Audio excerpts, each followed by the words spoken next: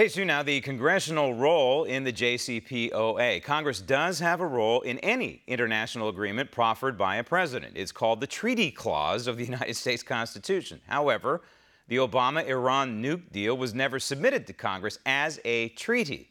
Instead, Congress blew it. Congress passed a law that allowed President Obama to sidestep the treaty clause. Sure, gave Congress the ability to approve or disapprove of the nuclear deal, but not under the higher bar of the constitutional treaty conditions. And so now here we are on the precipice of removing the United States from the agreement and reimposing sanctions against Iran. So what about returning to a more constitutional role for both the president and the Congress? Joining me now from the Capitol Statuary Hall in Washington, D.C., representing Georgia's 11th Congressional District, Congressman Barry Loudermilk. Congressman, I want to get your reaction to the congressional approach, or the constitutional approach to all this. But first, your reaction to the president's official announcement that the United States will withdraw from the JCPOA and proffer tough new sanctions. What do you think? Oh, I applaud it. I think it's well done, as you said. Really, Congress ended up having no role in this agreement because I don't think you would have gotten an agreement passed. It was a flawed agreement. The agreement actually favored Iran, which for some reason we thought if we give them the keys to the kingdom, then they'll just come and play. I mean, they are the world's largest sponsor of terrorism. They have continued to violate even the very agreement. And so the agreement was flawed from the beginning. It's flawed now, and I think the president did the wise thing and just saying if we're going to have an agreement, it needs to be renegotiated, and it should go through the right and proper channels. Well, let's talk about that. Article 2, Section 2 of the United States Constitution, obviously, is the treating clause, and the president left the door open. I don't even know if he used the term renegotiated. It sounded to me more like a new deal is what he's looking for. But, of course, a new deal would mean that Iran would have to comply and then would have to be checked because we know that Iran overall has lied about complying to previous deals. For example, the ICBMs. They're not supposed to be dealing in ICBMs right now. But when we looked at this through a constitutional prism, if there is a new deal, should it not be treated as a treaty and submitted to the Senate for ratification 2/3?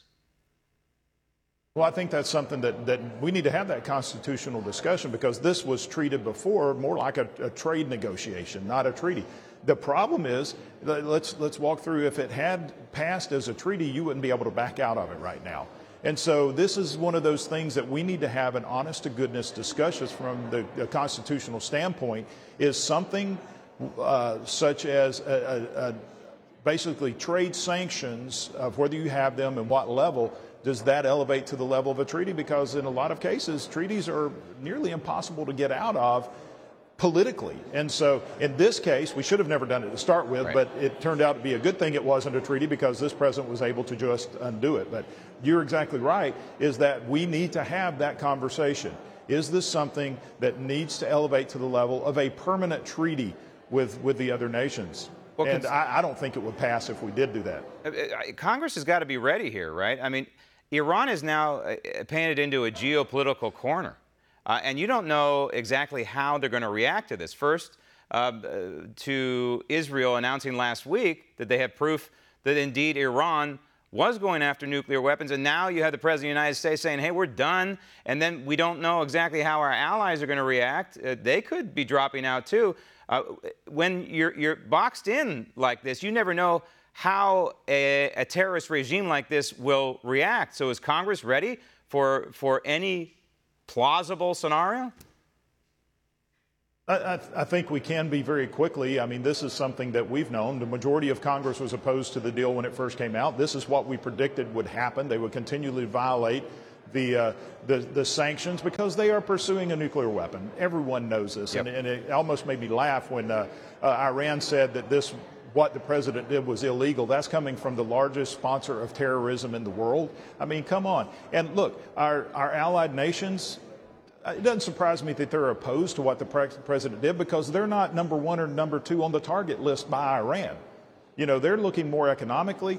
The president is looking at national defense, safety and security, and defending our freedom. Yep. And you know, Israel is preparing for war. They're really on a war footing virtually all the time. But I think the United States and the Congress and the president, I'm sure they're ready, and I'm sure you're all ready for something like this mentally, but I think physically we also have to be ready for virtually any kind of reaction from Iran over the next several months. Congressman, thank you.